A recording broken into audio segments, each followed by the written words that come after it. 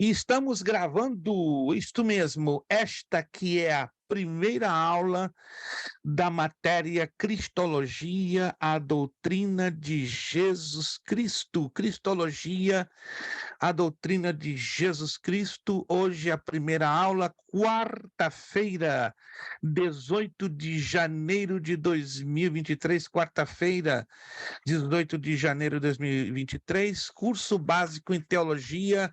A paz do Senhor, graça e paz, shalom Adonai, boa noite a todos os nossos queridos alunos.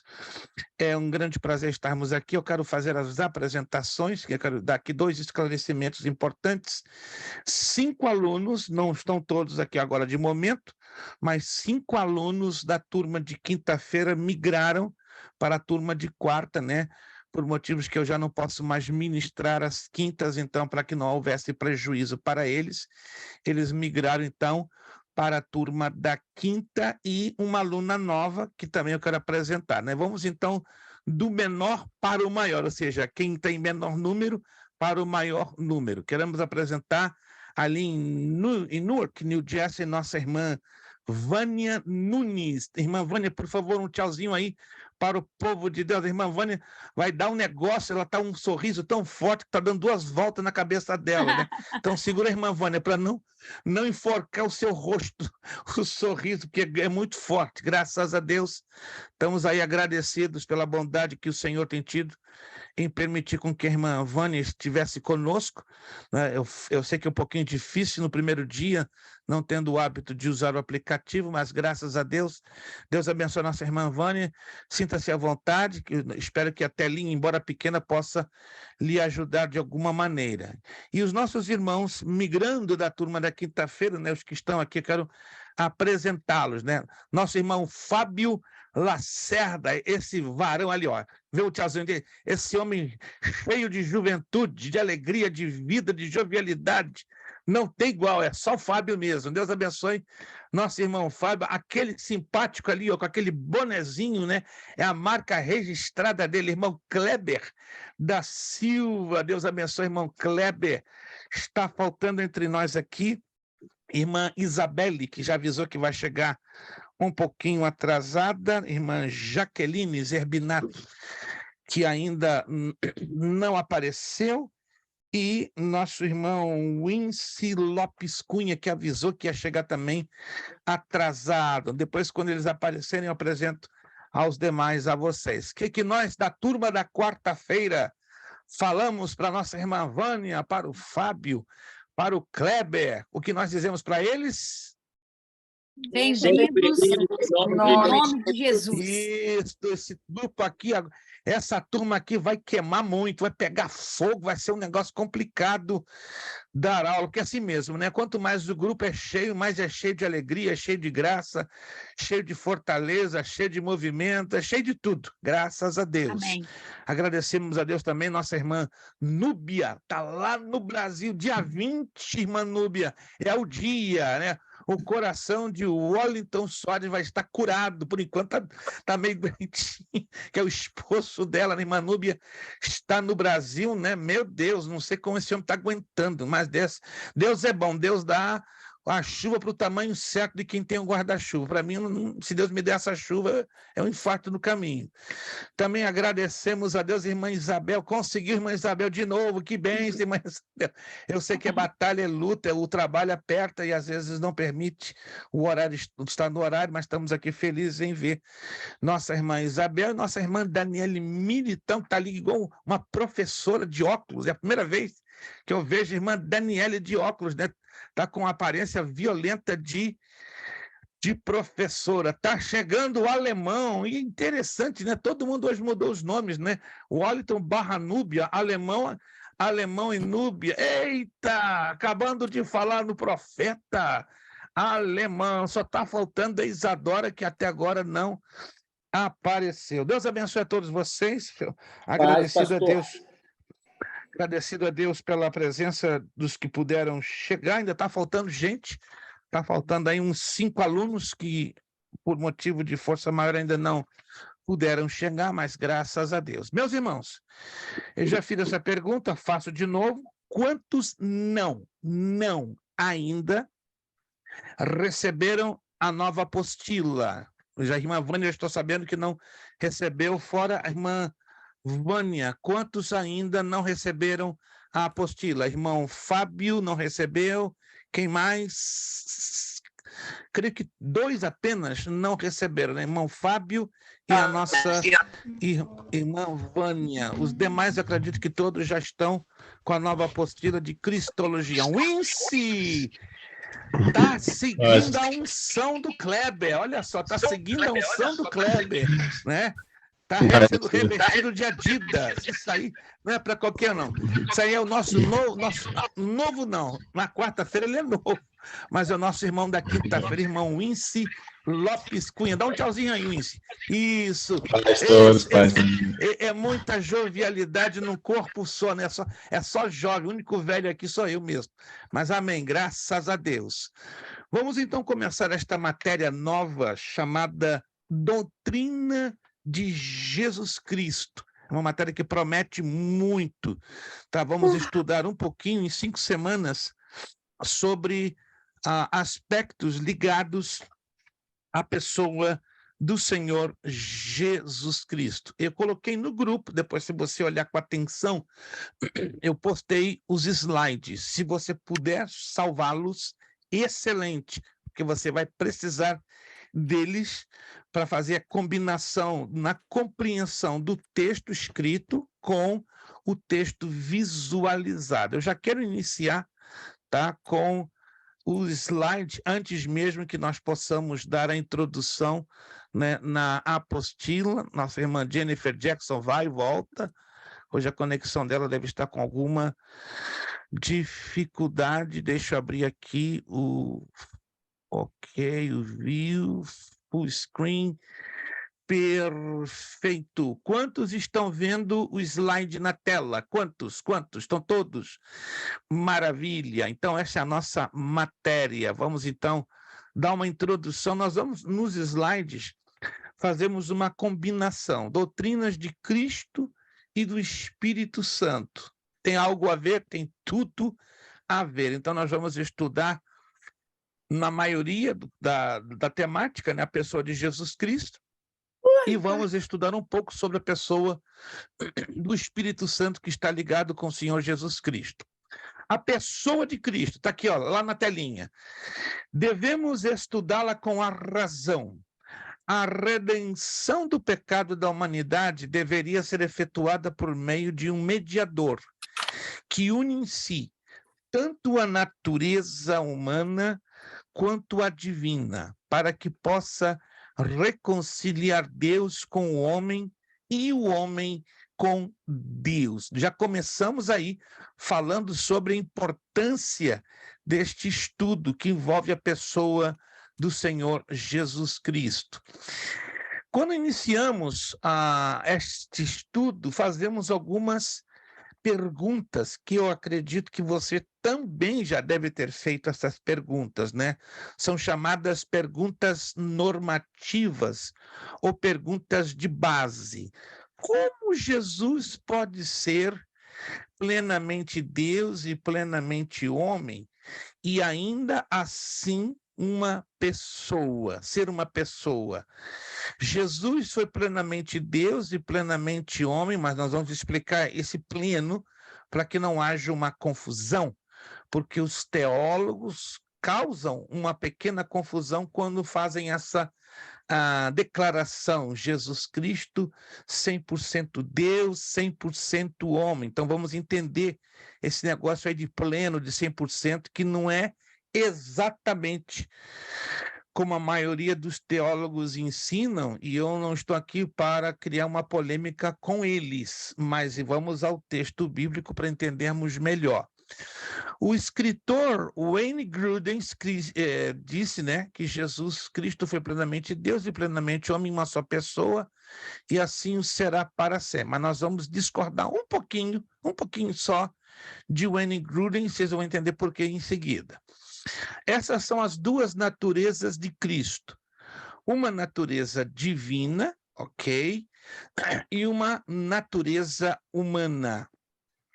Vamos entender aqui a humanidade de Cristo e suas características.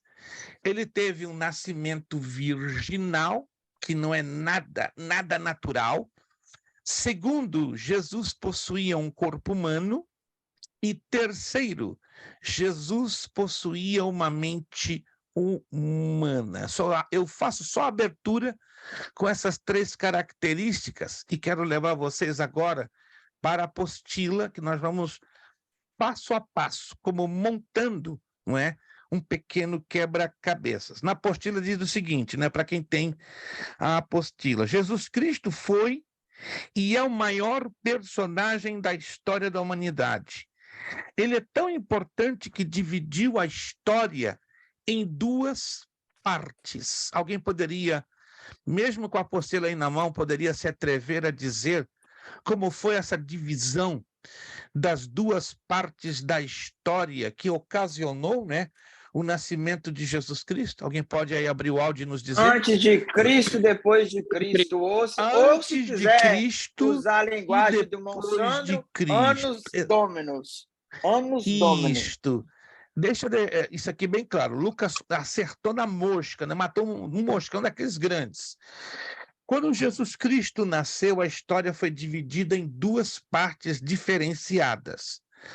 A história antes de Cristo, que nos livros de história geral vamos entender como aquela sigla A.C. Alguém já leu isso em algum livro de história? AC.C maiúsculo, quer dizer, antes de Cristo. E o outro lado que a história foi dividida chama-se DC, depois de Cristo, D minúsculo, ponto C maiúsculo. Alguém já viu essa sigla em algum lugar, essa abreviatura? Isto, então a história, ela é dividida, ela é uma coisa só, mas com o nascimento do Senhor Jesus Cristo, ela é dividida em 2 bandas, ou em 2 partes. A sigla BC, ela é muito usada em inglês, né? BC, Before Christ, não é? Antes de Cristo. Mas também tem uma sigla chamada AD, uma abreviatura, digamos, 34 AD. Alguém já viu em algum lugar essa sigla? Mostra um número e aí AD. Esse AD é o mesmo que DC, depois de Cristo, só que é o formato latino. A e o D maiúsculo, que são a abreviatura da frase Anno Domini, quer dizer ano do Senhor. Então já começamos a entender isso. O nascimento de Cristo muda a história, dividindo-a em 2 partes. Agora entenda isso. Todo o tempo computado ou marcado em antes de Cristo começa do número maior e vai até o menor. Exemplo, 2000, 1900, 1500, 1100, 1900, compreende? Vai do número maior até o número menor. Alguém já viu isso em algum lugar? Alguém já leu alguma coisa sobre isso? Todo o tempo que é contado em antes de Cristo, ele é sempre do maior para o menor. Está aí a nossa irmã Isabelle Spot Meira, mais uma, né? É um dos tais, do grupo da Quinta. Deus abençoe a irmã Isabelle. Demorou um pouquinho, mas chegou. Ela já disse que ia chegar, né? Se ela não chegasse, aí eu me demito e coloco as minhas chuteiras de molho. Mas Deus abençoe. Obrigado pelo grande esforço. Nossa irmã Isabelle é líder, né, de um grupão bonito de jovens, né, de uma igreja lá em Worcester, então está mais que justificado, né? Ela está correndo a maratona, está lá com o grupo, corre para vir para a aula, é só Jesus, porque é jovem, né? Vai um homem eu de 63 anos fazer um negócio desse, eu infarto no meio do caminho, né? Eu tá lá com o grupo, sai correndo da igreja, bum, vou para cair na aula e não. Se é para jovem, graças a Deus que a irmã Isabelle está com polenta, né? Aproveita, irmã Isabelle, Jesus vem antes que a senhora fique velha. Aliás, velha não, idosa, desculpe, não é velha não, é idosa. Mas vamos lá. Entender então a questão do antes e do depois de Cristo. Depois de Cristo, Pastor, o calendário é contado para frente. 1, 2, 3, 4 e assim por diante. Um detalhe interessante, nunca existiu o ano 0. Irmão Jobé, fale comigo. Está aí, irmão Jobé, apareceu. Graças a Deus, irmão Jobé. Fica tranquilo, deixa Deus lhe usar quando puder, já vai estar visível. Veja bem, irmãos, não existe o ano zero. Então, quando Jesus nasceu, o calendário parou e começou em 1, 2, 3, 4, 5. Só para deixar claro, né? Que alguns inventam uma história que existiu o ano zero, mas o ano zero não existiu. Para inúmeras seitas, está aqui na nossa apostila, tá? Voltamos para a apostila. Para inúmeras seitas e religiões do mundo, Jesus Cristo foi um profeta, um grande mestre, um exemplo de vida a ser imitado, um espírito de luz, etc. Para nós cristãos que cremos que a Bíblia é a palavra de Deus, revelada ao homem, Jesus Cristo é muito mais. Podemos conhecer a sua pessoa através da sua palavra e também por experiência pessoal. Veremos o que a Bíblia nos ensina sobre ele. Vamos ver o que a Bíblia nos mostra, nos visualiza um pouco, porque é impossível estudarmos tudo sobre a pessoa do Senhor Jesus Cristo em 5 aulas. Nascimento, infância, mocidade, morte e ressurreição de Jesus Cristo. Vamos estudar tudo isso de uma forma assim bem apertadinha, bem compacta. Vamos partindo do nascimento.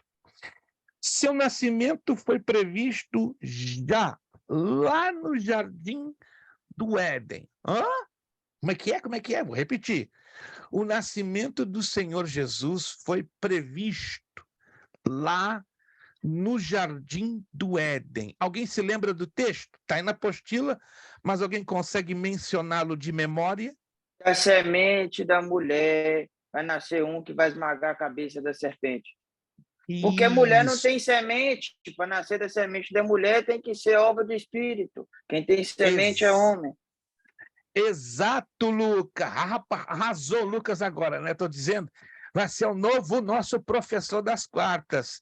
Não se assuste se no ano que vem Lucas Vieira estiver aqui, ó, lecionando. A gente vai a Boston aí para fazer uma conversinha de pé de orelha, né? Estou orando a Deus já há um bom tempo, Lucas, é sincero. Não quero Quem te sou eu, publicamente. pastor? Quem sou eu? Quem sou eu? Servinho de Deus igual a mim, né? Só que eu sou menor do que tu. Né? Sou bem menorzinho do que tu, né? Aqui tem um grupo bons de alunos que tem um potencial maravilhoso que, se Deus quiser, no futuro vão estar aí ensinando, né, na nossa escola teológica. Eu tenho orado, pedido muito a Deus. Não queremos ser famosos, mas o meu desejo é ver nessa escola um grupo de alunos, né, chamados por Deus para ensinarem, né, com firmeza, com seriedade, com compromisso, a palavra de Deus. Então vamos lá. Jesus, ele é profetizado pela primeira vez em Gênesis capítulo 3, versículo 15. Se você tem a sua Bíblia, abra lá a sua Bíblia, vale a pena, não é? Você ler esse texto, anotar esse texto. Eu sei que alguns conhecem esse texto de memória, mas você não pode desgrudar da sua Bíblia. Você tem que ter a sua Bíblia pertinho de você, porque como é uma matéria que a gente vai falar volta e meia, constantemente, sobre a pessoa do Senhor Jesus Cristo, então é interessante você ter a Bíblia para consultá-la. Então, por favor, que seja a Bíblia de papel, seja o seu iPad, não deixa de ter aí a Bíblia bem grudadinha, agarradinha com você. Gênesis capítulo 13, versículo 15 está escrito: porém, inimizade entre ti e a mulher, e entre a tua descendência e o seu descendente. Este te ferirá a cabeça, e tu lhe ferirás o calcanhar, ou seja, a semente da mulher feriria, esmagaria a cabeça da serpente, uma vez que a serpente aqui é o símbolo do mal, é o símbolo do próprio Satanás. Isaías. Vamos ao profeta Isaías, capítulo 7. Importante também, né, entendermos esta profecia que foi lançada por Isaías 708 anos antes do Senhor Jesus nascer. Não sei se alguém sabia disso, tá? Quando Isaías escreve o capítulo 7 é o ano 708 a.C., quando ele recebe uma revelação do próprio Deus, e ele traz aqui, ó, Isaías capítulo 7, verso 14. Portanto, o Senhor mesmo vos dará um sinal. Eis que a virgem conceberá e dará à luz um filho, e lhe chamará Emanuel. Olha só, isso aqui não é coincidência, não. Que profecia tremenda! E ela coincide exatamente igual ao que está escrito no Evangelho segundo Mateus, capítulo 1, versículo de número 23. Anote aí, isso aqui é lindo, porque tudo que é profetizado, ou que foi profetizado no Antigo Testamento, tem o seu cumprimento literal, exato, dentro do Novo Testamento. Então, Isaías 7,14 foi uma profecia lançada 708 anos antes do nascimento do Senhor Jesus Cristo. E agora, em Mateus capítulo 1, verso 23, é o cumprimento desta profecia. Está chegando, irmã Jaqueline Zerbinato, ela vai aparecer daqui a pouquinho aí na tela. Está aparecendo aí. Irmã Jaqueline é a quinta aluna aí do grupo dos 5, né? Um dos tais. Daqui a pouquinho, ela está se conectando ali no áudio dela. Daqui a pouquinho ela já vai estar visível, irmã. Essa irmã Jaqueline Zerbinato, para quem não conhece, dá um tchauzinho, irmãs, aqui, Jaqueline, isso. Ela é um dos tais, né? Um dos 5 do grupo de quinta, que agora estão aqui conosco na quarta. Deus abençoe, irmã Jaqueline. Feliz em ter a senhora aqui conosco, né? A telinha vai ficar pequena daqui a pouco, né? Se a gente começar a orar, Deus vai fazer essa telinha ficar desse tamaninho, né? E aí, quem sabe, vamos voltar ao que a turma da quinta-feira foi no passado, quase 40 alunos, meu Deus. Será que isso vai acontecer com a turma da quarta? É possível, Deus pode fazer e Ele é poderoso para fazer esta obra. Mateus 1, 23. Eis que a virgem conceberá e dará à luz um filho, e ele será chamado pelo nome Emanuel. Perceberam que a profecia de Isaías 7,14 ela se encaixa perfeito no cumprimento de Mateus 1, 23. Quem percebeu isso? A menos que você esteja com a Bíblia fechada, aí você não pode perceber. Então, mantenha a Bíblia aberta para você perceber que o texto de Isaías 7,14 é a profecia, e Mateus 1, 23 é o cumprimento. E o nome Emanuel quer dizer Deus conosco, tá? Se você conhece alguém que se chama Emanuel, no significado do nome dele, você já sabe, quer dizer Deus conosco. Isaías 9, 1, 7 também fala do nascimento de Jesus, né? Esse texto é muito conhecido, sobretudo nas festividades de Natal, né? Nas cantatas de Natal. Mas eu quero ler do 9, 1, 7, lá, Isaías capítulo 9, verso do 1 ao 7.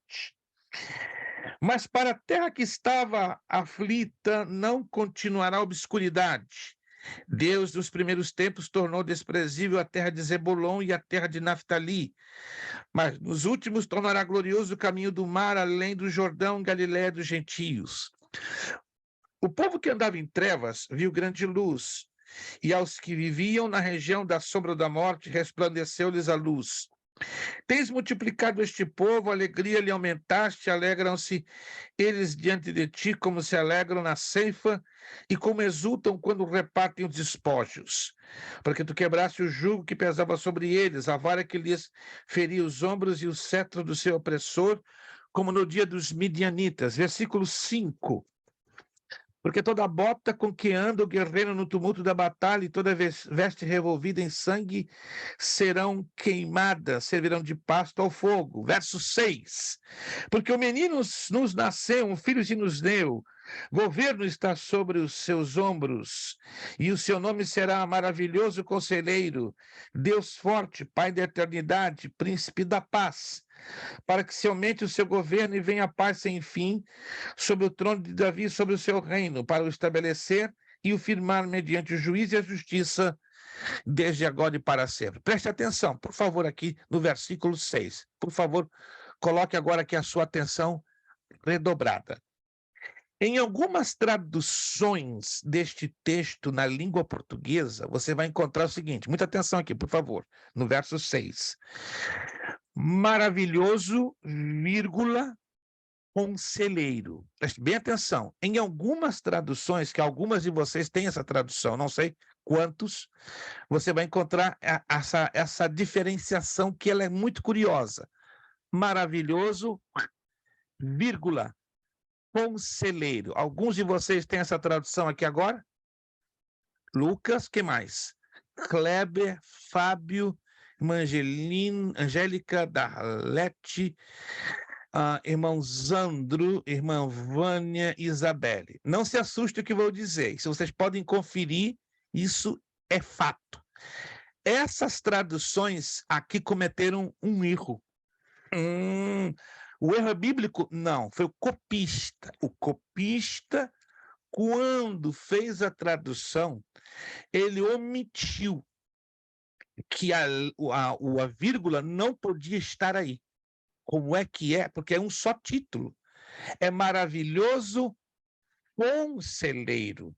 Não é maravilhoso, vírgula, conselheiro. Ou seja, o copista, ou essas traduções que temos hoje, presta atenção, isso era interessante que você anotasse aí.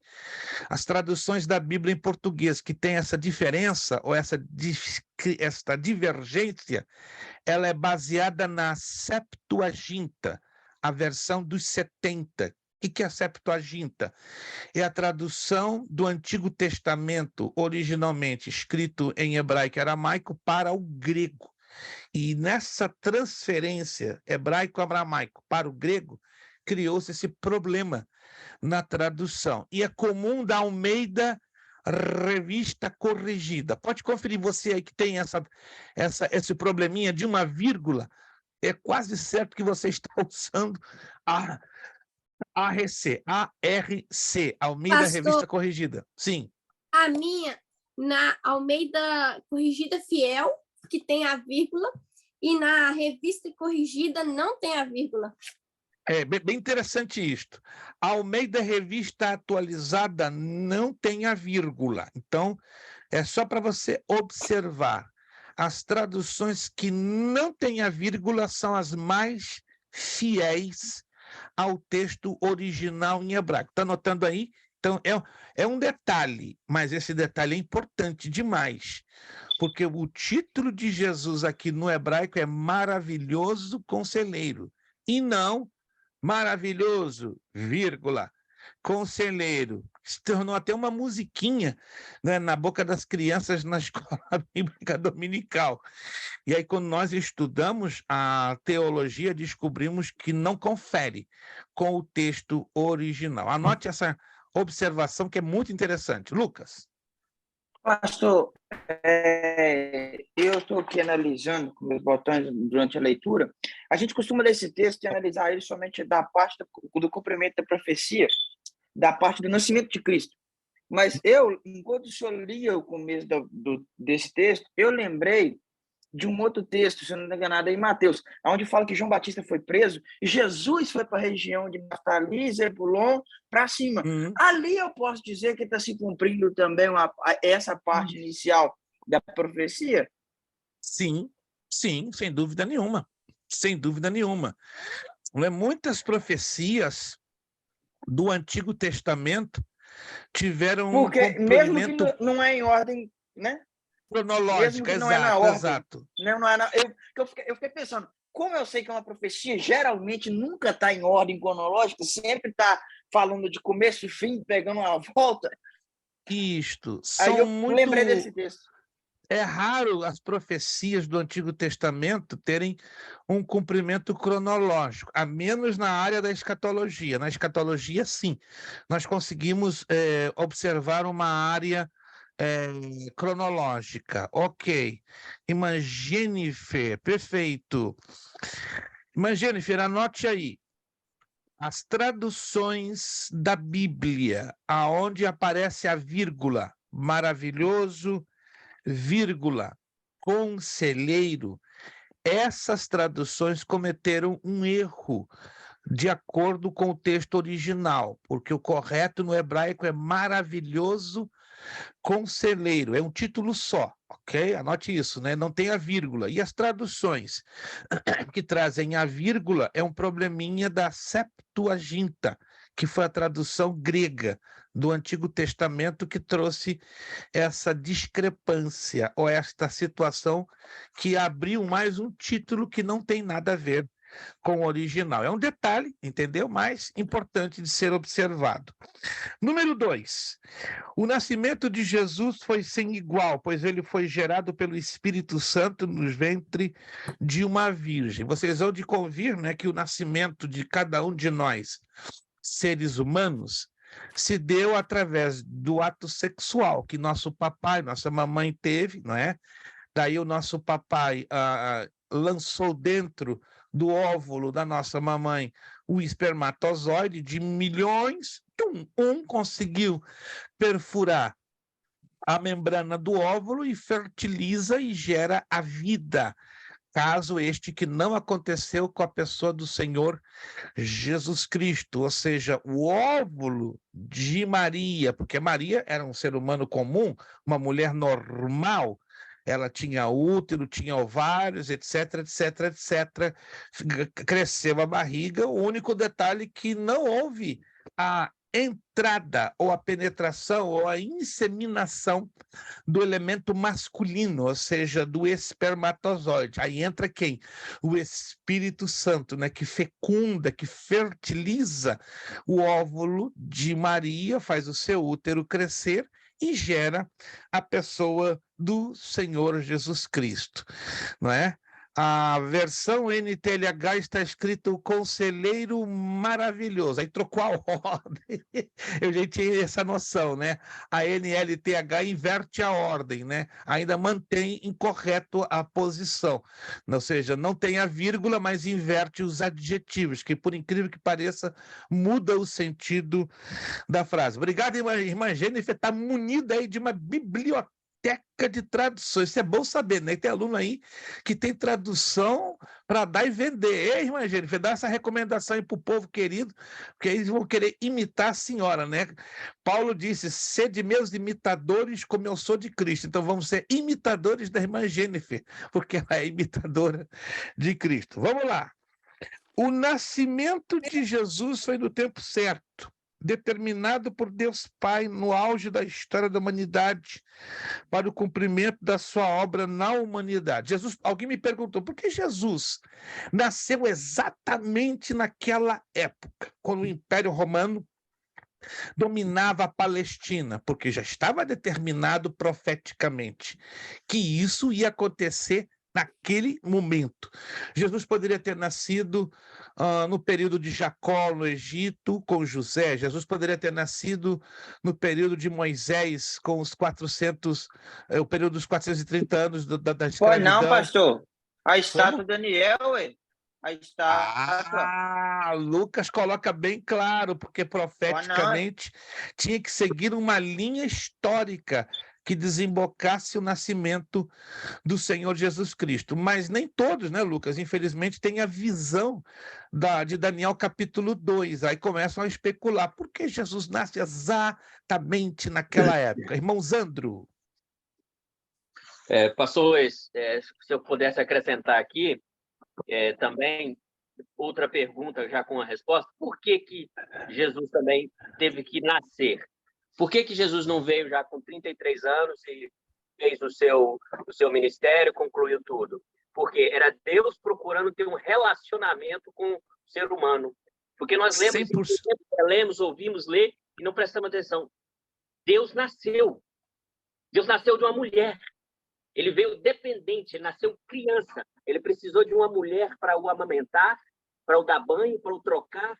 Isso é o quê? Isso é relacionamento. É o que Deus quer nos ensinar desde o nascimento de Cristo até hoje.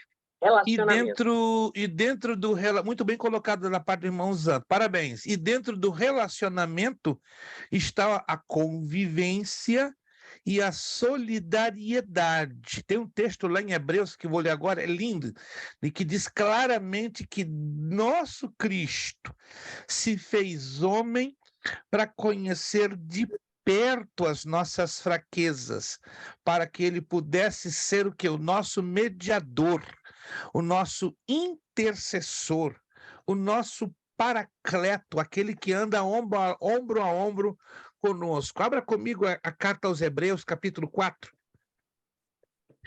Carta aos Hebreus, lá no Novo Testamento, carta aos Hebreus. Como é interessante isso aqui, muito boa a colocação do Lucas com o irmão Zandro, né? Dobradinha, né? Messi e Neymar no campo, jogando juntos. Carta aos Hebreus, capítulo de número 4. Carta aos Hebreus, capítulo de número 4. Versículo 14. Eu quero ler o contexto, né? Até entendermos a amplitude do próprio contexto. Isso aqui é maravilhoso demais. Preste atenção. Tendo, pois, Jesus, o Filho de Deus, como grande sumo sacerdote que penetrou os céus, conservemos firmes a nossa confissão. Olha o verso 15. Porque não temos sumo sacerdote que não possa compadecer-se das nossas fraquezas. Antes foi ele tentado em todas as coisas. Isso quer dizer Jesus fazendo-se semelhantemente parecido, ou tomando a forma humana, ele sentiu na própria pele as limitações do que é ser humano. E, acima de tudo, Jesus sentiu o que é o homem, que tem a sua inclinação para o pecado. Agora, olha o que muito nos chama a atenção da parte do autor aos Hebreus. Ele foi tentado em todas as coisas. Um aluno, alguns anos atrás, me perguntou: pastor, não é possível? Jesus, então, foi tentado na área do sexo? Claro! O texto está falando, ele foi tentado em todas as coisas. Aí entra, ele foi tentado na área do sexo ilícito, foi tentado na glutonaria, ele foi tentado a ser um fofoqueiro, foi tentado a ser um homicídio, foi tentado em tudo, como nós, seres humanos, somos, não é? E, lamentavelmente, no nosso caso, qual é a tendência? Se não vigiarmos, se não estivermos agarradinhos com a graça de Deus, nós caímos. Concordam comigo? Porque nós não somos invencíveis, nós não somos inexpugnáveis. Mas Jesus é diferente. Ele não veio para cair, ele veio para levantar os caídos. É o que diz aqui, ó. Ele foi tentado em todas as coisas. Eu sugiro que você faça um highlight no finalzinho do verso 15, para ficar bem claro, ó. Ele foi tentado em todas as coisas, a nossa semelhança. Mas olha a diferença, tá vendo aqui? No finalzinho do verso 15, que tá vendo a diferença? Mais o quê? Mais o quê? Sem pecado. Ele não caiu, ele não fracassou, ele não falhou, como nós temos, infelizmente, nós temos, irmãos, vamos ser sinceros e abertos, nós não somos super-homens, não somos super-crente, Mulher Maravilha, Mulher Maravilha, vaso de Jeová, que Deus nos ajude, porque é fácil cair, gente, basta estar de pé. Paulo mesmo disse, aquele que está de pé, ó, olhe, vigie, para que não cai, é muito fácil cair, muito. Não, pera, aquele que cuida, você que está pensando que você está de pé, não é que você está, abaixa a sua bola que você está, não. Versículo. Abaixa a sua bolinha, você não está. Cuide para que não caia. Olha que coisa séria. E por que alguns caem? Porque não cuidam, não observam, não vigiam, não estão alertas. Isso é sério, isso é perigoso. Mas isso jamais iria acontecer com a pessoa do Senhor Jesus. Olha o que diz o verso 16. Acheguemo-nos, portanto, confiadamente junto ao trono da graça, a fim de recebermos misericórdia e graça para socorro em ocasião oportuna. Por isso, irmãos, que Jesus sabe quando eu e você choramos. Ele entende. Quando eu e você choramos, tem muita gente que é fazendo corpo mole, está exagerando, está dando uma de vítima. Alô? Ele sabe o tamanho da sua dor, da nossa dor e da nossa angústia. Ele sabe o tamanho do nosso sofrimento, da nossa solidão, da nossa incompreensão. Ele sabe que quando alguém abandona a mim e a você, ele sabe exatamente como nos sentimos, irmãos. Para pensar comigo. Jesus tinha 12 discípulos que eram assim, agarradinhos com ele, e dos quais 3 era o seu círculo íntimo. O que acontece no final da história de Jesus? Todo mundo abandona Jesus. Até aquele que era o íntimo, que recostava no seu peito, João. Mas, na verdade, esse não abandonou. Diz a Escritura que foi o único que, na verdade, estava ao pé da cruz. Então, Jesus passou por todo um processo que, geralmente, eu e você passamos para exatamente hoje sabermos que Ele é o nosso amigo, Ele é o nosso companheiro, Ele é aquele que sente de perto a nossa dor. Quantos estão entendendo, gente? Isso aqui é importante. Essa é uma das várias. Nós vamos destrinchar, vamos falar passo a passo. Quais as razões que levaram a Jesus a assumir a forma humana? Primeiro, para ter relacionamento. Irmãos, André já arrancou a situação, deu um pontapé inicial perfeito. Relacionamento. A diferença dos chamados deuses, porque os outros deuses que são falsos não desceram à terra e nem tampouco tiveram relacionamento com a humanidade ou conheceram de perto a humanidade. Número 4, está aqui na apostila. Ele nasceu do povo judeu, na cidade de Belém, para que se cumprisse as Escrituras. Jesus poderia ter nascido na Itália, na Alemanha, até no Brasil, mas a Escritura tinha que ser cumprida. Ele nasceria em Belém da Judéia, ou Belém de Judá. Alguém sabe o significado da palavra Belém? Não é obrigado. Só para a gente começar esquentando os motores. Alguém se lembra do significado da palavra Belém? Se não, você vai anotar em seguida. Ninguém se lembra? Ninguém leu? Anote aí. Belém, casa do pão. Casa do pão. No hebraico é Betlehem. Belém, casa do pão. A cidade de Belém era conhecida por terem as melhores panificadoras da Palestina. Dizem que o paulistano, né, o habitante da cidade de São Paulo, no Brasil, é campeão de fazer os melhores pães do Brasil, né, por causa da sua origem italiana. Então, a cidade de Belém, na Palestina, em Israel, era conhecida por ser a casa do pão, né? Os melhores pães de toda aquela região estavam em Belém. Número 5.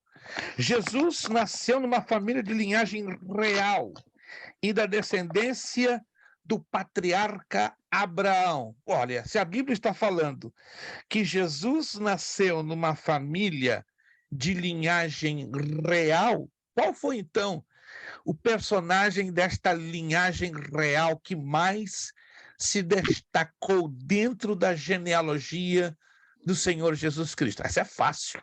Davi de se Meller. lembrar... Davi de Meller, o rei Davi. O rei Davi. E também Salomão, né? Então, procure não se esquecer disso. Mas o que mais se destacou foi o rei Davi. Por esta razão que Jesus, né, ele é conhecido profeticamente como filho de Davi. Procure entender isso aqui, ó, que se quiserem anotar, isso aqui é importante. Muitos de nós não entendemos por que o cego Bartimeu gritava: Jesus, filho de Davi, tem misericórdia de mim.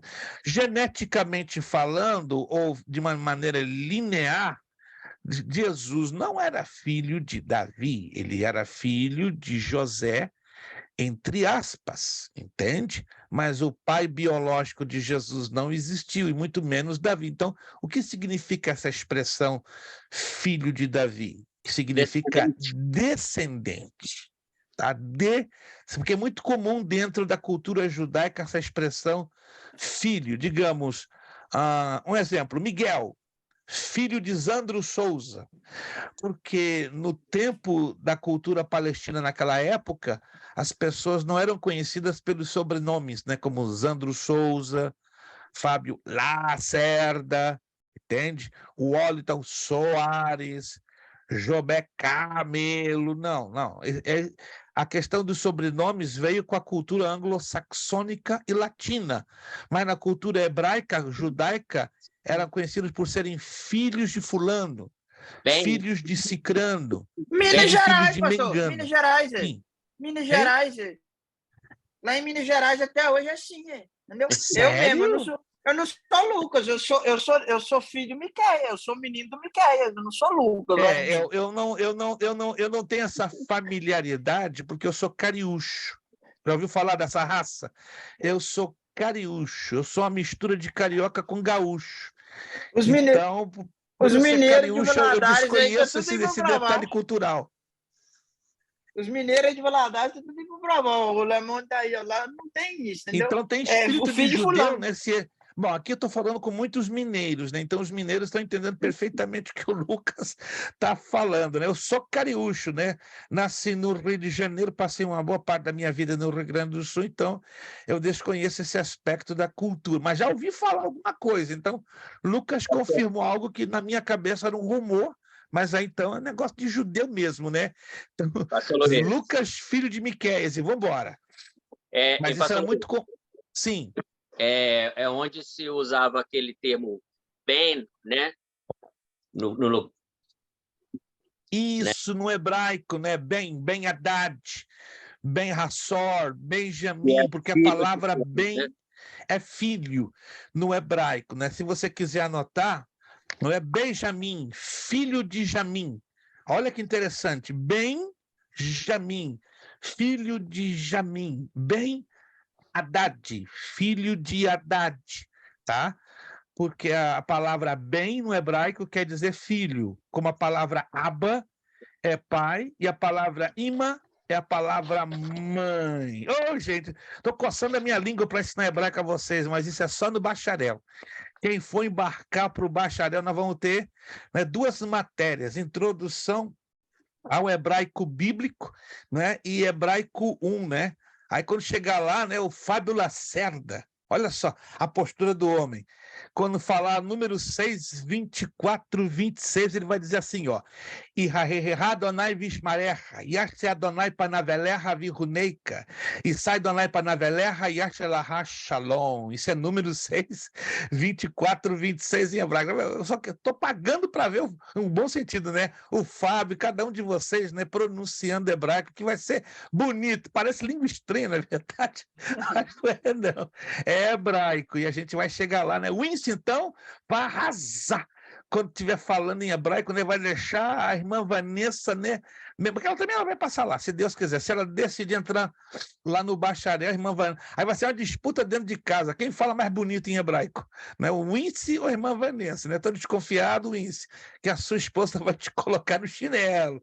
Posso estar enganado, ou vai ficar empatado o jogo, né? Oxalá que fique empatado. Mesma coisa que a irmã Angélica e o esposo irmão Leandro, né? Mas isso aí vamos chegar lá. Se Jesus não vier antes, se vier, amém. Vai ser uma grande vitória. Então nós sabemos então o porquê da linhagem real do Senhor Jesus. Olha lá na apostila número 6.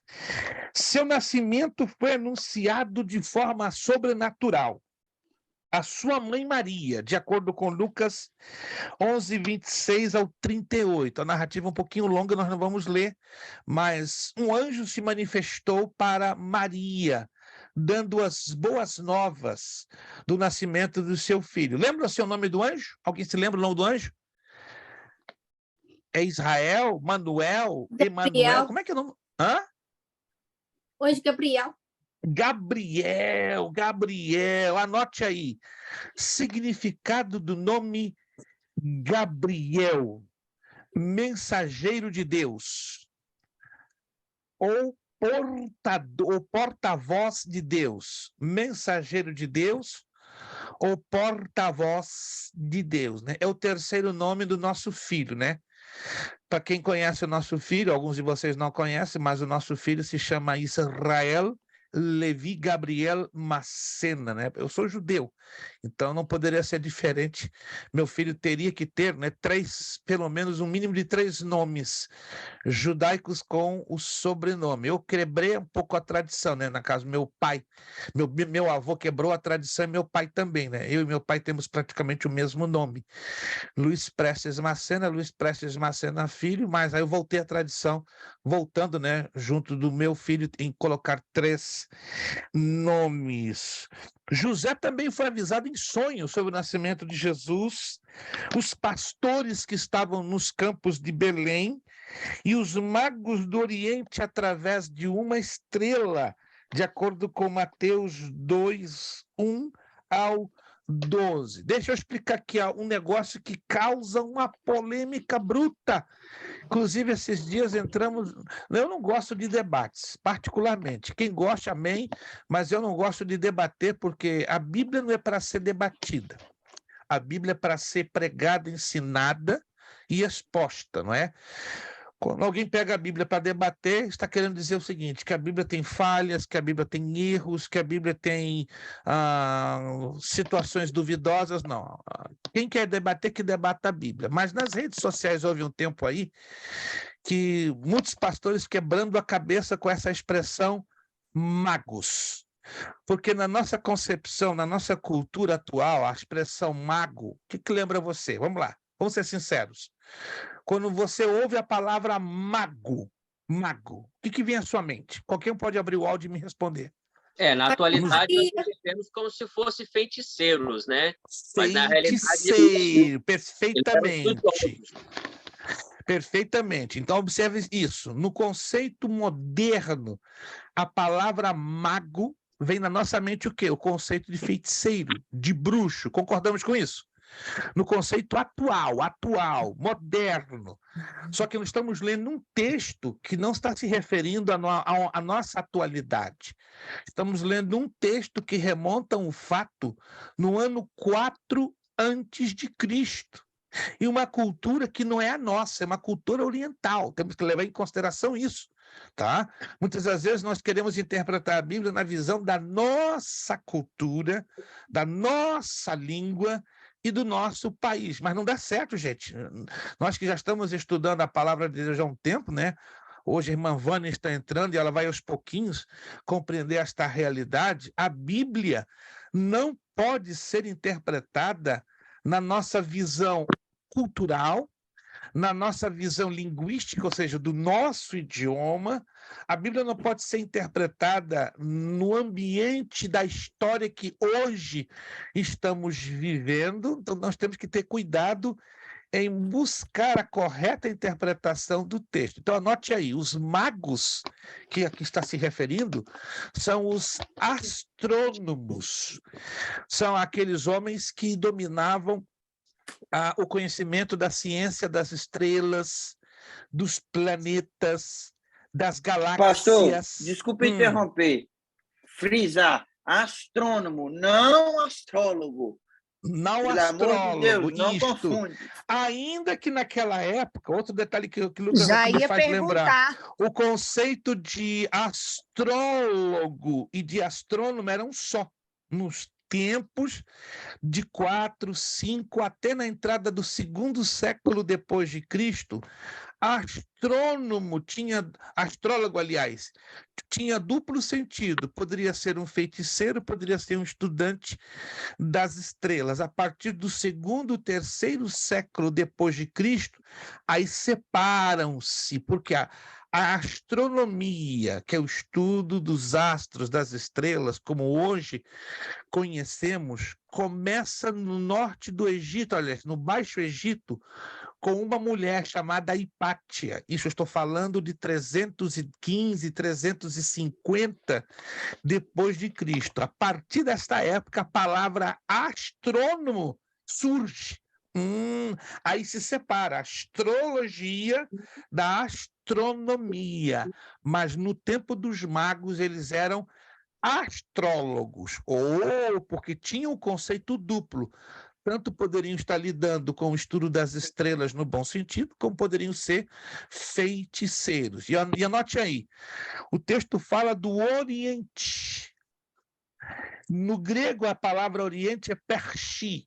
Pershi. Quando você estudar grego, você vai descobrir essa palavra, pershi.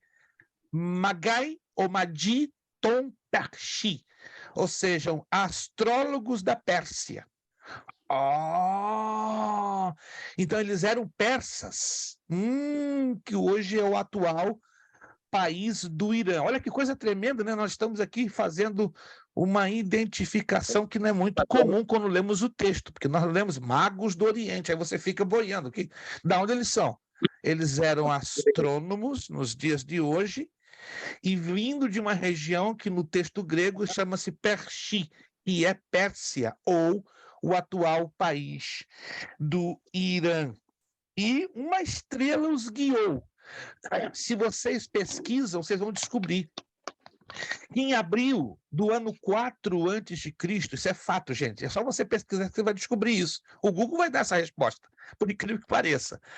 O site da NASA também. Houve um alinhamento de 3 planetas ao mesmo tempo. Júpiter, Vênus, Saturno e a Terra no meio. Uau! Mas o que tem a ver com essa estrela? Quando Júpiter, Vênus e Saturno se aproximam da órbita da Terra, gera um efeito de luz intenso, e esse efeito de luz intenso cai aonde? Sobre a Palestina. É a estrela de Belém. Então a Bíblia está narrando um fenômeno astrofísico que aconteceu em abril do ano 4 a.C., o mês exato que nasceu o Senhor Jesus. Então, pastor, Jesus não nasceu em 25 de dezembro de forma nenhuma. Essa foi uma data convencionada no século V depois de Cristo pelos católicos romanos. É uma história um pouco longa que de momento eu não quero entrar nos detalhes, mas nós vamos entrar um pouquinho mais à frente. Então essa estrela é um fenômeno astronômico que aconteceu em abril do ano 4 a.C. Número 7. Pastor, só Sim. uma análise que eu gosto muito nesse capítulo, que quando os magos vão visitar Jesus, e Deus, né, fala com eles que é para eles ir em outro caminho, né? Porque não tem como você ter um encontro com Jesus e continuar andando o mesmo caminho. Exatamente. Pegando o gancho da irmã Angélica, preste atenção comigo. Isso aqui é interessantíssimo. Eu acredito que eu já falei alguma coisa por alto, ou até já falei em detalhes, mas é muito normal nas peças de Natal, nos presépios, nas apresentações que as crianças fazem no dia de Natal, apresentarem a narrativa da infância de Jesus com uma coisa só, ou seja, manjedoura, e os magos, não é, apresentando os presentes com Jesus deitadinho na manjedoura. Quem já percebeu isso? Na narrativa bíblica, isso não procede. Eles fazem uma mistura violenta. Peraí, volta a fita. Preste atenção no que eu vou dizer. Na maioria das peças de Natal, preste atenção, você vai se lembrar que eu estou dizendo. Na maioria das peças de Natal, sobretudo com crianças, com a apresentação do presépio, é muito normal. Jesus está ali na manjedoura, os 3 reis magos entregando o presente a Jesus na manjedoura. Quem já viu isso em perto de Natal? Biblicamente isso não procede. Não, de jeito nenhum. Vamos então separar os fatos na narrativa bíblica. Número 1. Cronologicamente, o nascimento de Jesus foi anunciado a quem, em primeiro lugar? Vamos lá, eu já estou falando desse assunto já há alguns 10, 15 minutos, agora quero ver se você está prestando atenção. Hã? Pastores. Aos pastores. Se você quer anotar aí a ordem cronológica, os primeiros a saberem, a terem recebido a anunciação do nascimento do Senhor Jesus foram os pastores. Ok. Segundo fato na linha cronológica, Maria está para dar luz. Presta atenção. Maria está para dar luz. Busca Maria e José uma hospedagem. Não encontram hospedagem. Maria está para dar luz, está mal, está gritando de dor. Aonde eles vão encontrar um local aonde a criança Jesus vai nascer? Aonde? Numa? Manjedoura. Num estábulo. Um Estábulo. Local onde se guardam cavalos, bois, burros, jumentos, num estábulo. Isto. Supostamente, embora o texto não dá detalhes, o parteiro da criança foi José. É uma suposição, ainda que não há nada declarado de forma direta ou indireta, mas supostamente o parteiro foi José.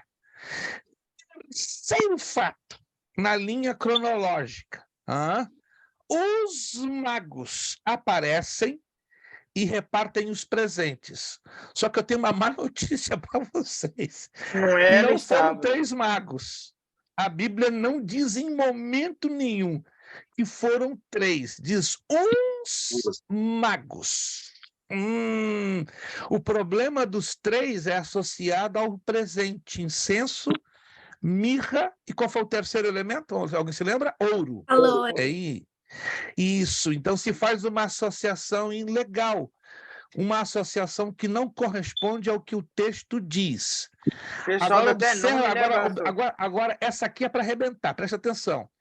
Se você continua lendo o texto, isso acontece dentro de um momento de grande agitação que está acontecendo ali na Palestina. Sabe qual é o momento?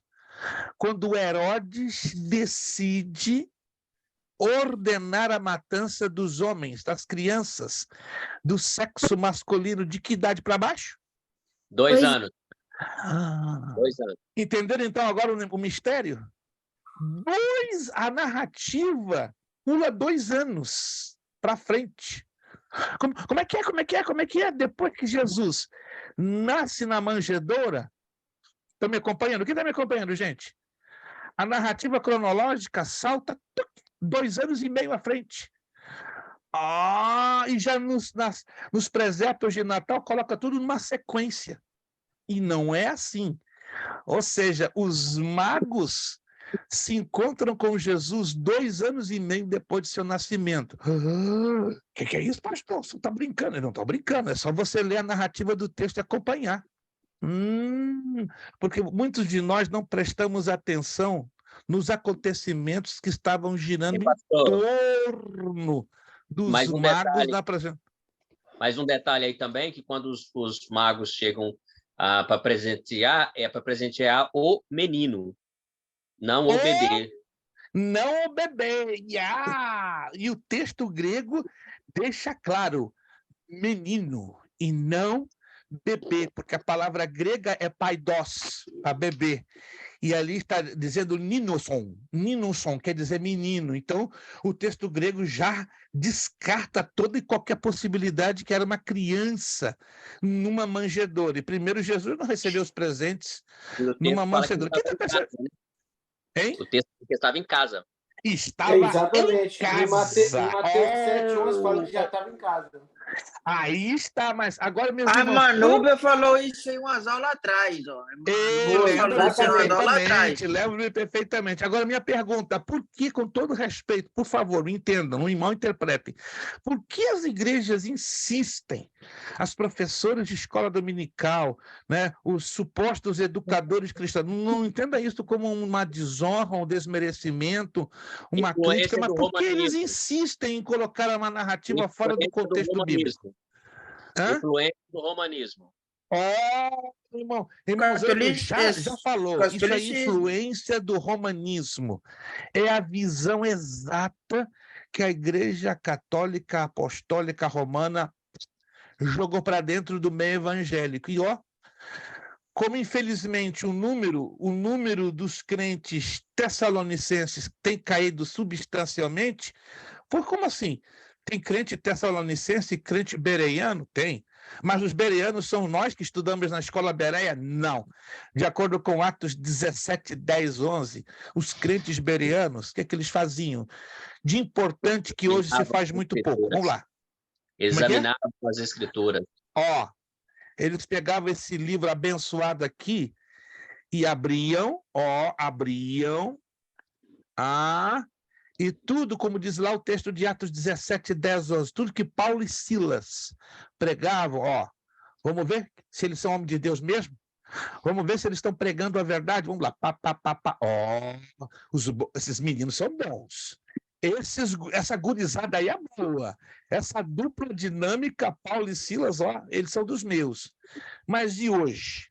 Hoje nós estamos aplaudindo, dando aleluia, glória a Deus. Não estou querendo dizer que você tem que desconfiar das mensagens que os homens e as mulheres de Deus estão trazendo. Não estou me referindo a isto. Não é para você desconfiar. Não é para você ficar com o pé na frente e outro atrás. É para você ficar ligado. Ele está pregando exatamente o que está escrito. Ela está ministrando o que está exatamente aqui registrado. Ô, pastor, o problema é que por hoje a gente não parte do princípio de como cristão, pegar a palavra e da palavra formar uma cultura. A gente, por ignorância total, e por ignorância, por querer continuar nessa ignorância, a gente pega a nossa cultura e de forma sutil introduz a palavra. Como nós, como somos brasileiros, a nossa cultura, num contexto geral, enquanto país, foi colonizada através do catolicismo romano, a gente insere isso de forma sutil. E a gente acaba aceitando, porque para nós é muito mais conveniente pegar uma cultura que já está formada, inserir no nosso contexto protestante de forma sutil, do que ter que abrir mão da nossa cultura de formação católica e ter que criar um novo ecossistema cultural partindo da palavra, como protestante, como os calvinistas já fizeram há muito tempo em Londres. Só que nós, enquanto igreja brasileira, não fizemos isso, porque dá trabalho. E um dos nossos conceitos é querer evitar ao máximo o trabalho.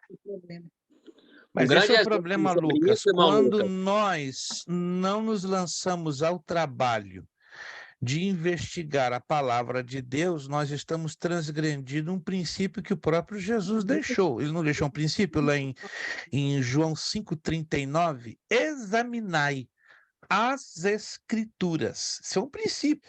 E quantos de nós estamos examinando? Não me dê a resposta. Poucos. Irmãos, cada ano que passa, a igreja está perdendo o foco de examinar. Entendam bem, não se trata de você duvidar. Não se trata de você questionar a mensagem de quem ensina ou prega. Se trata de atentarmos, estarmos agarrados com princípios bíblicos. E se nós não levamos em consideração que estes princípios têm que ser praticados, o que vai acontecer por outro lado? As doutrinas heréticas, os falsos profetas, os falsos mestres vão entrar com toda a liberdade no meio da igreja e vão fazer a festa. E hoje isso não está acontecendo? Sim ou não, irmãos? Hoje isso está acontecendo? Claro! Claro, não, eu vou convidar um abençoado lá tomar o culto da minha igreja. O abençoado ora, cai fogo do céu. O abençoado ora, tem curas. O abençoado ora, fala em línguas. Mas Paulo mesmo disse, não é de se admirar que Satanás se transforma em anjo de luz. Os satanistas estão aí fazendo algo bem parecido que nós evangélicos estamos e temos feito. Agora, a diferença que um satanista não consegue fazer é viver este livro. O satanista pode fazer até um fogo cair do céu, faz milagre, falar em línguas, pregar igualzinho um crente. Agora, um satanista nunca vai viver este livro.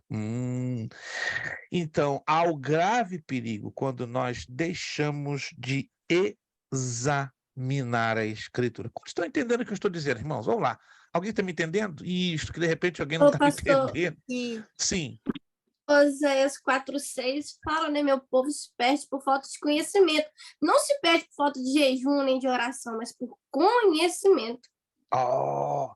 Uma boa abordagem que a irmã Angélica acaba de fazer. Essa aula está sendo gravada, né? Se você depois quiser revê-la no link que nós postamos no grupo, aí você vai rever o que ela acabou de falar e o que eu vou agora endossar o que ela falou. Hoje se valoriza demais, não estou dizendo que isto não seja importante. Me acompanhe que você vai entender.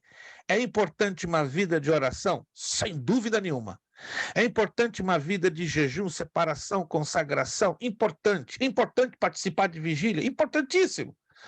Mas o que mantém a nossa fé forte?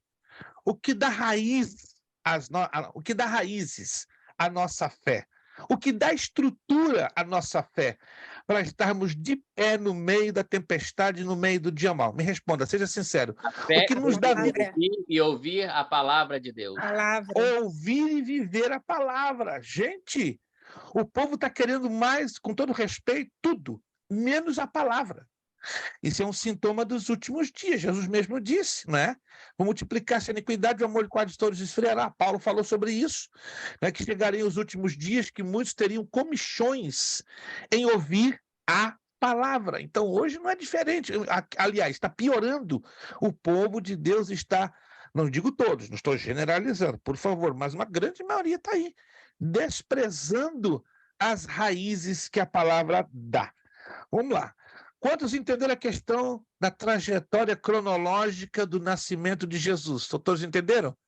Isso, então cuidado com as peças de Natal. Nem todas elas obedecem exatamente como se expõe na palavra de Deus. Número 8. Ô, pastor. Sim. Fala também ali que quando os magos regressaram, ele teve a visão para não voltar no mesmo caminho, porque Herodes queria matar os meninos. E aí Herodes manda matar os meninos, todas as crianças de 2 anos para baixo. Para baixo. Yeah. Então, ele para não saber a data exata de qual criança, todos de 2 anos para baixo. Então, a gente tem ali a idade de Cristo, mais ou menos. Exato, né? Exato. É uma questão de você ler com atenção o texto dentro do contexto. Agora, quem não lê o texto dentro do contexto vai aceitar facilmente, né?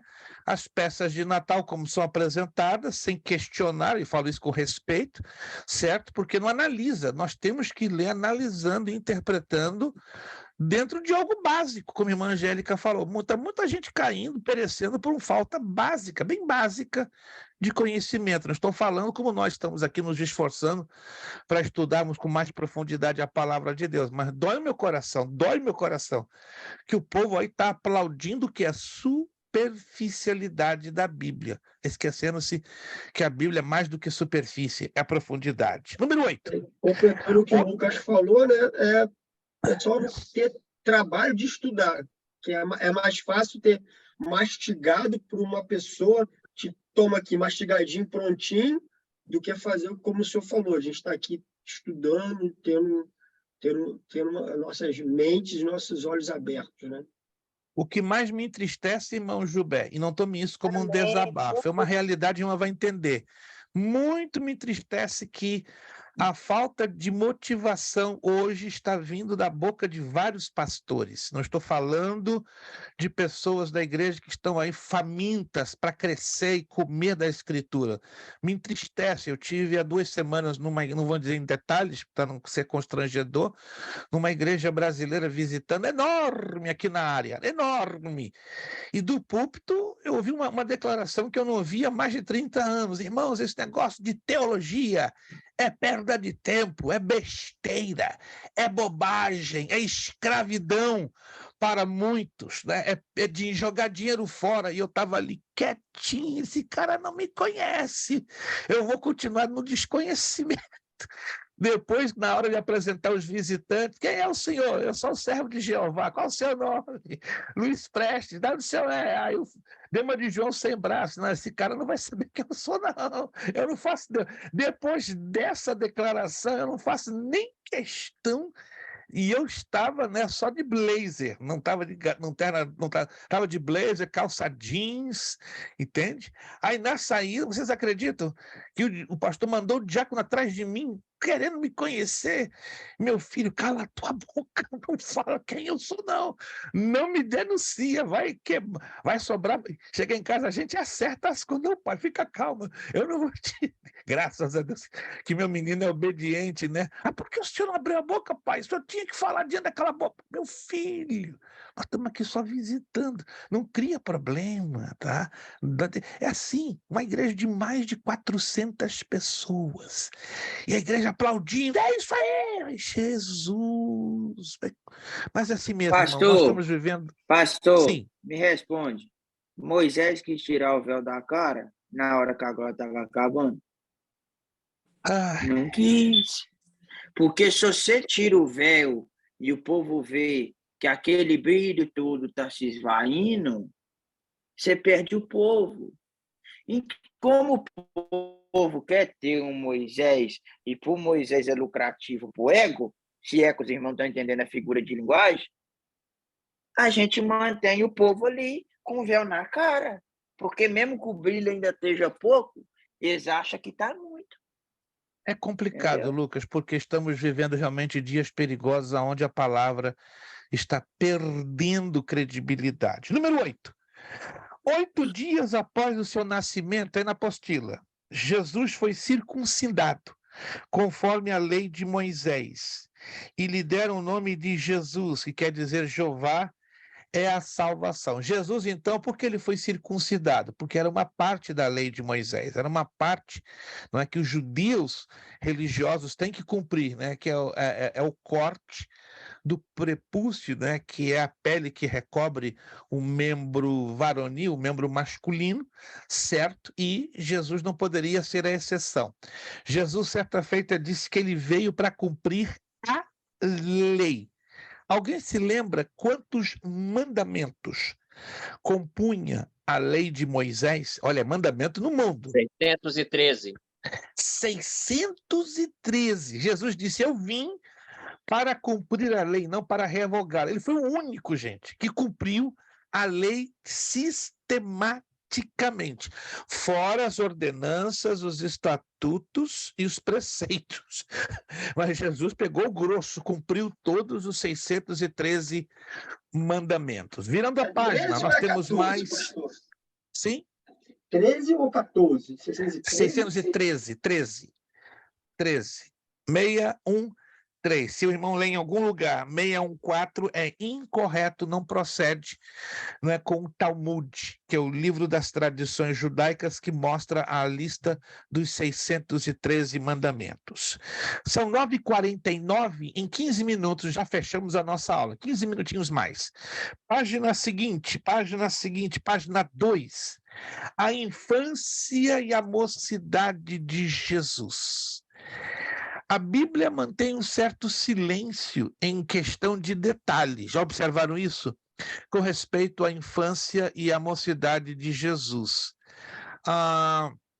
Existe um filme que Hollywood lançou há 5 anos, não é, muito interessante, sobre a infância de Jesus. Me escapou o nome agora em inglês, mas mostra em quase 2 horas de projeção especulações históricas de como houvesse sido, não é, a infância e a mocidade de Jesus. Embora, repito, os textos bíblicos não nos dão maiores detalhes. Mas vamos lá. Não vamos ver essas 6 abordagens que aqui fazemos na apostila. Número 1. Há muitas lendas, especulações e até terríveis heresias envolvendo o período que vai da infância até a maturidade de Jesus, quando ele iniciou seu ministério público. Baseados na Bíblia, por isso que é muito importante estarmos ancorados na base bíblica e termos algum tipo de reserva com citações históricas. Não que eu esteja aqui dizendo que os historiadores erraram, mas temos que ter certa margem de cuidado com a aceitação de certas abordagens históricas. Vamos lá. Baseados na Bíblia e nos costumes judaicos da época, nós podemos saber, ainda que de forma limitada, como foi este período da vida do Salvador. Número 2. Ele teve uma vida simples, de pessoa pobre. Seu pai era carpinteiro. Marcos 6,3 nos ajuda a entender isto. Ele viveu em Nazaré. Nazaré. Isso, irmã Jennifer, maravilha. A irmã Jennifer ela trouxe aí um anagrama. Irmã Jennifer, você está me obrigando a lhe dar já de cabeça 75 pontos. Meu Deus, irmã Jennifer está lendo mesmo com força. Olha, vou dar 75 para a senhora. Joga mais uma que não tem jeito, eu não vou aguentar. Imagina, ele está lendo com força, né? Ela mostrou aqui um anagrama, um somatório matemático sobre o número 603. Depois, se a imagina, se quiser, pode com toda liberdade postar lá no grupo, que vai ser muito interessante o grupo conhecer, né, essas combinações numéricas que são muito comuns dentro da tradição e da cultura judaica. Fique então, irmã Jennifer, na liberdade de fazer essa postagem só para os alunos verem o que a senhora jogou aí, jogou um mistério forte. Mas vamos lá. Amém. Jesus teve uma vida simples de pessoa pobre. Seu pai era carpinteiro, José viveu em Nazaré, uma cidade no nordeste do país, que na época tinha cerca de 500 habitantes. Era um vilarejozinho, não é? Lembram-se quando Jesus se encontrou com um determinado indivíduo e chegou a esse indivíduo olhar para Jesus e dizer: alguma coisa boa poderia vir de Nazaré? Quem foi esse indivíduo que Jesus teve esse encontro? Natanael, bocudo. Porque Nazaré, no conceito judaico da época, trazendo para a nossa visão, seria como uma favela. Vamos usar uma colocação, né? Seria o local mais insignificante dentro da Palestina. Primeiro porque se encontrava na Galileia. Entendeu isso aqui, ó? A Galileia era um local só de pescadores, analfabetos, gente proscrita, gente abandonada, gente rejeitada pela nata da sociedade judaica. Olha que interessante! Por isso que os de Judá, tudo nariz empinado, tudo peitão cheio, gente de dinheiro, de poder político, religioso e econômico. Já na Galileia, preste atenção, isso aqui é lindo, aonde Jesus estabeleceu o seu quartel-general, onde ele treinou os seus discípulos, aonde Jesus se destacou para toda a nação de Israel? Da Galileia. E da onde? De Nazaré. Ele passou um tempo em Nazaré, claro, e depois foi para Cafarnaum. Então em Cafarnaum, na casa de Pedro, é que Jesus começou a treinar os seus 12 discípulos. Isso é tremendo, mas o seu tempo de criação foi numa cidade insignificante, Nazaré. Por isso que Jesus foi conhecido por muito tempo como Yoshua ben Nazaret, né? Jesus de Nazaré. Número 3. Ele passou um período da sua infância no Egito, provavelmente em torno de 3 anos, segundo a narrativa dos textos de Mateus, tá? Para escapar do rei Herodes, que queria matá-lo. Deixa bem claro que a Bíblia fala de 5 dos 8 reis da dinastia de Herodes. Peraí. Agora me deu uma confusão. Eu vou citá-los rapidamente. Herodes o Grande foi o que ordenou a matança dos inocentes. Herodes Filipe foi aquele de quem Herodes, o seu irmão, tomou a sua mulher, e daí veio o adultério. Lembra-se que João Batista denunciou? Então, esse foi Herodes Filipe. Herodes Antipas foi o filho, né, de Herodes o Grande, e que escarneceu de Jesus ali em Gabata, dizendo: profetiza. Esse foi Herodes, não é? Antipas. Herodes Agripa, diz no livro de Atos, foi aquele que foi comido por bichos, porque não deu glória a Deus. E, pastor, é muito Herodes na minha cabeça. Calma, a gente vai passar uma listinha para você identificá-los a nível bíblico e a nível da história. Alguém já teve essa dificuldade em identificar os Herodes na Bíblia, sim ou não? Dá uma confusão violenta, mas eu vou passar uma listinha aqui na tela, vou postar no grupo, para você separar bíblica e historicamente quem foram os Herodes, os 5 Herodes da Bíblia. Vamos lá. Número 4. Como era costume entre os judeus, ele aprendeu as primeiras lições bíblicas de seu ofício, de seu pai, José. Ele teve vários irmãos. Interessante.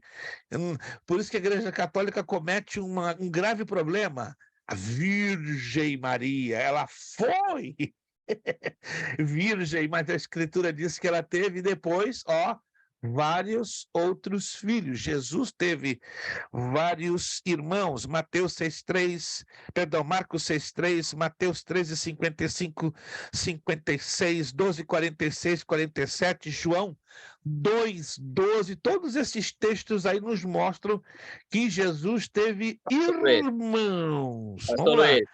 Sim, senhor. Pastor, a nossa Bíblia em português, né, quando se trata sobre isso, né, sobre o assunto, fala que José não conheceu Maria até que deu à luz a Jesus, né?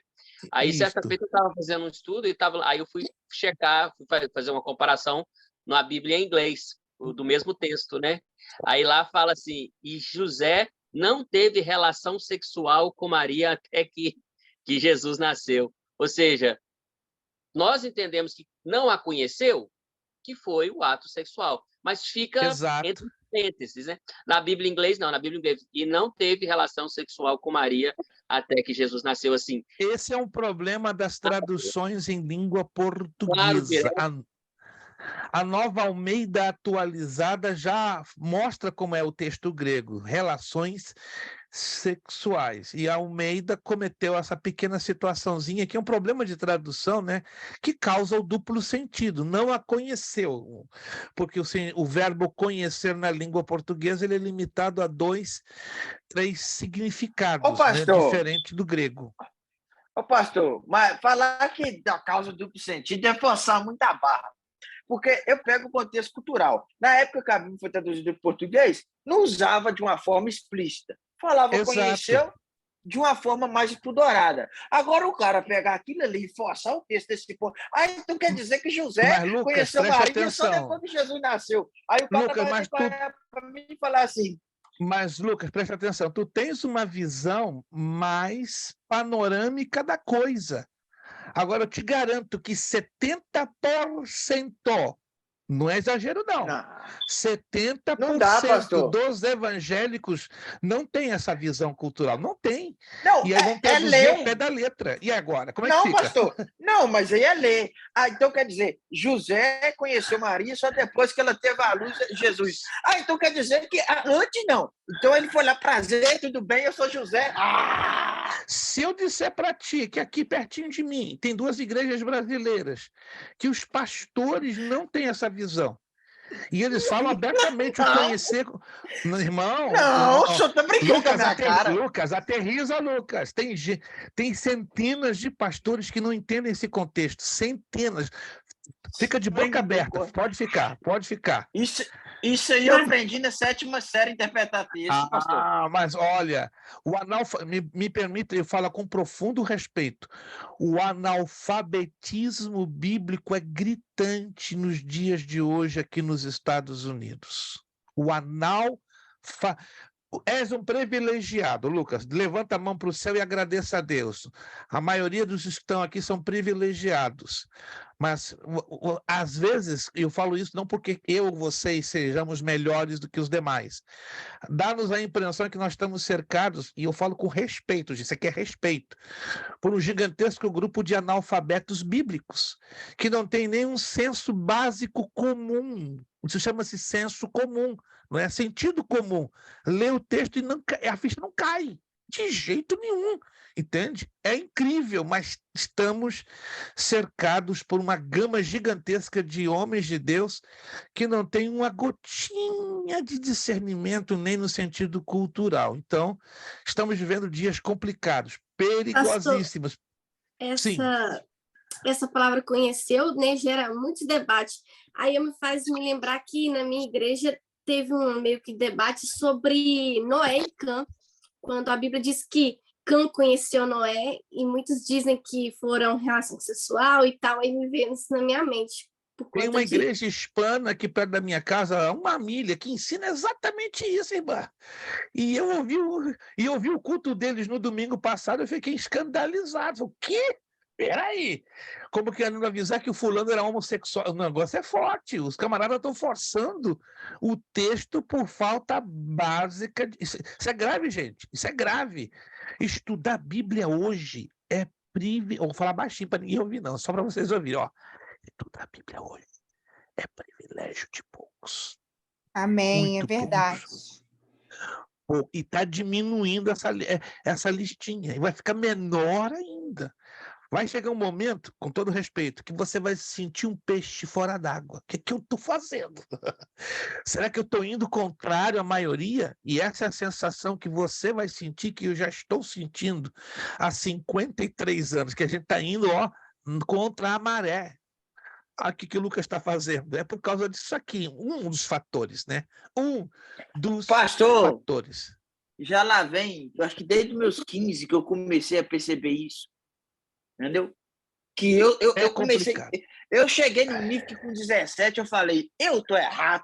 Só pode que eu tô errado, porque o mundo inteiro tá certo.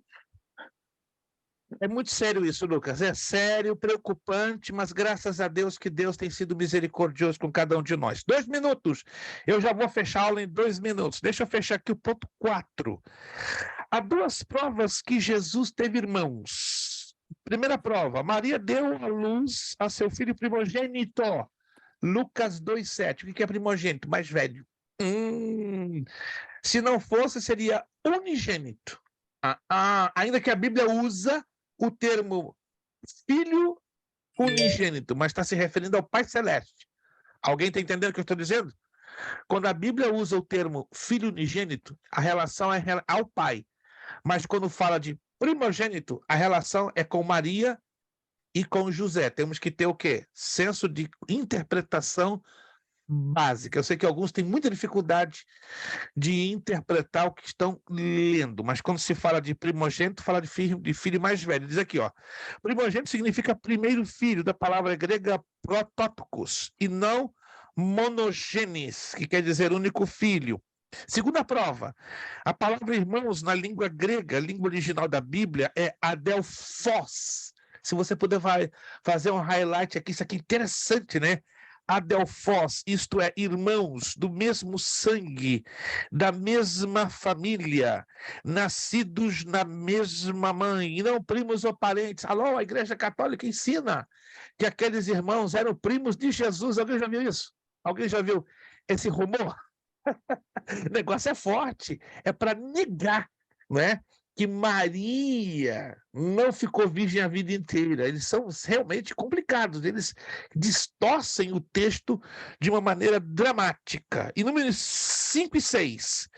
Aos 12 anos, Jesus foi para Jerusalém na Páscoa. Por que aos 12 anos? Aí você faz uma pesquisa. Qual era o período de preparação de um rabino? ou seja, um mestre na lei de Moisés, 18 anos. Tinha que necessariamente começar aos 12 e terminar aos 30. Essa iniciação ao rabinato, ou à maturidade, segundo a cultura judaica, chama-se bar mitzvah. Alguém já ouviu falar dessa expressão hebraica? Bar mitzvah, que quer dizer entrada à maturidade. E batia certinho com o início da preparação do futuro rabino, ou rabi, ou raboni. Essa é a razão que Jesus apareceu no templo conversando com os doutores da lei, e a Escritura diz que ele tinha o quê? 12 anos. E a preparação de um rabino, um raboni, ou raboni, teria que durar exatamente 18 anos. E quando Jesus reaparece no cenário dos evangelhos, quando ele cumpre 30 anos, ele fecha o seu período de preparação. Então Jesus cumpriu ao pé da letra toda a lei de Moisés. Fez o seu bar mitzvah, fez a iniciação ao rabinato e termina aos 30 anos sendo batizado por João Batista nas águas do Jordão. Número 6, para terminar. Ele frequentava a sinagoga de Nazaré e era conhecido pelo povo da cidade. Que tremendo! Isso é só a introdução dessa matéria que vai deixar você de cabeça virada. E é só um pouquinho do pouquinho que a gente vai estudar sobre a pessoa maravilhosa do Senhor Jesus Cristo. Trabalhinho de casa, trabalhinho de casa, trabalhinho. Vocês pensam que eu vou deixar vocês de mãozinha banana? Vamos trabalhar todo mundo junto e unidos. No finzinho da apostila, se você for lá, você que tem a sua apostila, tem lá, trabalho de Cristologia, bloco 1, bloco 2. Pastor, isso é mamão com açúcar. Não, é mais do que isso. É mamão com açúcar, adoçado com mel e ainda marshmallow e chantilly com cereja. Você só vai fazer o bloco 1, para nós corrigirmos na próxima aula. Só o bloquinho 1, só isso. Tanto que vem muita esmola, desconfia, não. Isso aqui não é esmola, não, é só para mexer um pouquinho com a sua cabeça. Então, o bloquinho 1, você vai fazer então essas 10 perguntas, assinale com C para definir a alternativa certa e E para a alternativa errada. Só isso, somente esta parte. A parte seguinte, a página seguinte, não precisa fazer, a menos que você queira, mas a gente vai corrigir somente da número 1 a número 10, que é na página 1 do bloquinho. Aqui, ó, exatamente essa aqui, ó. Tá, estão vendo aqui? Essas 10 aqui. Então, nós vamos corrigir em ordem essas 10. Só façam essas 10, a menos que vocês queiram fazer tudo. Teve um aluno aí de uma turma que decidiu falar, pastor, é tão pouquinho, vou fazer tudo. Amém. Se quiser fazer tudo, faça tudo. Mas para nós corrigirmos na próxima aula, ó, da número 1 a número 10. Entendido, povo abençoado? Sim ou não? Maravilha? Tudo esclarecidos? Alguma dúvida? Alguma pergunta? Solta agora a sua pergunta. Ou cale-se até a próxima quarta. Amém. Gente, muito obrigado de todo o meu coração. Obrigado pelos 5, um dos tais, como diz o hino da harpa cristã. Fábio Lacerda é um dos tais. Isabelle Spotmeira é um dos tais. Jaqueline Zarbinato, um dos tais. Kleber da Silva, um dos tais, né? Cadê o outro? Tá ali, com um chapéu que eu nunca vou ter do INSE. Esses 5 nos deram hoje alegria, né, de migrar da turma daqui. Deus abençoe pelo tremendo esforço. Deus vai recompensar vocês. E a nossa irmã Vânia, né? Espero que a irmã Vânia tenha desfrutado um pouquinho, né, da palavra de Deus. Sua apostila vai chegar. Se não chegar, me grita, que eu mando a segunda para a senhora, a segunda remessa, tá? Mas vai chegar e a senhora não vai ficar perdida. Meus irmãos, muito obrigado pelo esforço de cada um de vocês, né? Pela nossa irmã Daniela, que está ali com o filhinho já no estado já de arrebatamento, graças a Deus, que já passou da meia-noite lá no Brasil. Obrigado a todos vocês que muito se esforçaram. Vejo vocês na próxima semana. Você que já fez o pagamento da sua mensalidade. Muito obrigado, Deus vos abençoe. Você que ainda não fez, não se esqueça, você tem até o dia 30. Se passar do dia 30, infelizmente, se não houver uma justificativa, a multinha de $10 vai ser acrescentada, tá bom? Mas se você fizer um esforço, pague a sua mensalidade do mês de janeiro, se ainda não fez, até o próximo dia 30, que não vai bater a multa. Depois do dia 30, ou seja, no dia 31, aí a multinha cai de $10. Tá bom? Vamos agradecer a Deus com a palavra de oração, nos despedindo. Vamos pedir a nossa irmã Angélica Bonsoir. Não, bonsoir é boa noite, é bonjour, né? Bom dia, né? Nossa irmã Angélica, ela vai estar nos despedindo com uma palavra de oração, tá? Vejo vocês na próxima quarta-feira, dia 25. Ore por nós, estarei orando por vocês, né? E vamos vencer no poderoso nome de Jesus, como temos vencido até aqui. Irmã Angélica Bonjour, nos despedindo com uma palavra de oração. Muito obrigado, Deus nos abençoe. Irmã Angélica.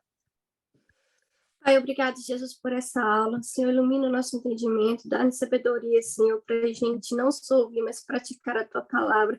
Jesus, nos abençoa, renova a nossa força, nosso ânimo, nosso vigor todos os dias, Senhor, para nós andarmos, Senhor, nos Teus caminhos, segundo as Tuas veredas. Jesus, que o Senhor abençoe, Senhor, nossa noite de sono, perdoa os nossos pecados e nos conduza, Senhor, no caminho de paz, em nome de Jesus. Amém. Nosso lema para terminar: seriedade. Seriedade. Compromisso. Compromisso. Disciplina. Disciplina. Seriedade. Seriedade. Compromisso. Compromisso. Disciplina. Disciplina. Seriedade. Seriedade. Compromisso. Compromisso. Disciplina. Disciplina. É necessário que ele cresça É necessário Necessário que ele cresça e que eu diminua. e que eu diminua. É necessário que ele cresça É necessário que ele cresça e que eu diminua. e que eu diminua. É necessário que ele cresça É É necessário necessário que ele cresça e que eu diminua. e que eu diminua. E a Deus damos o quê? A honra, a glória e o poder. Muito obrigado, boa noite, bom descanso, ótima semana e até a próxima quarta, dia 25, permitindo o nosso Deus. Muito obrigado a todos, a paz do Senhor, Deus nos abençoe poderosamente, em o nome de Jesus. Fim das transmissões.